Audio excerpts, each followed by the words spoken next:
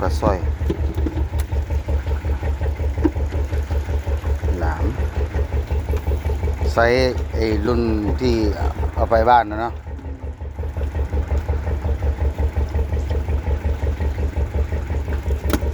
งานปลากับข้าวแล้วตัวเดียวป่วนอยู่ทั้งคืนเนี่ยตัวเนี้ยไล่กินตะกั่วสร้อยเต่าปลาสร้อย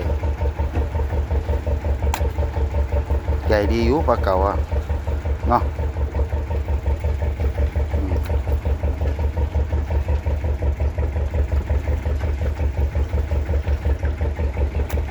ใหญ่ปลาเก๋า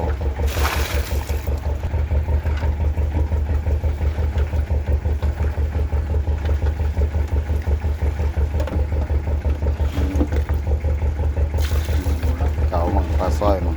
ปลารวมๆพอได้ทำกับข้าวครับ